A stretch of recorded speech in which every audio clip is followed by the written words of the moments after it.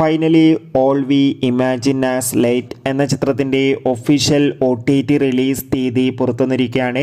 ആ ഒരു അപ്ഡേഷനാണ് ഇന്നൊരു വീഡിയോ ഭാഗത്ത്. വീഡിയോയിൽ മുൻപ് വീഡിയോ ലൈക്ക് ചെയ്യുക, ചാനൽ സബ്സ്ക്രൈബ് ചെയ്യുക. ഡിസംബർ മാസം ഇനിയും ധാരാളം ചിത്രങ്ങൾ അങ്ങോട്ട് OTT റിലീസ് ചെയ്യും. ചാനൽ ഭാഗം പരിശോധിച്ചാൽ നിങ്ങൾക്ക് കാണാൻ വേണ്ടി സാധിക്കുന്നതായിരിക്കും. ദിവ്യപ്രഭ, കന്നിക്കുസൃതി എന്നിവയ്ക്ക് പ്രധാന കഥാപാത്രങ്ങളായ ചിത്രമായിരുന്നു all we imagine as light. ചിത്രത്തിന് അത്യാവശ്യം മികച്ചൊരു അഭിപ്രായം തന്നെ സ്വന്തമാക്കാൻ വേണ്ടി സാധിച്ചിട്ടുണ്ടായിരുന്നു.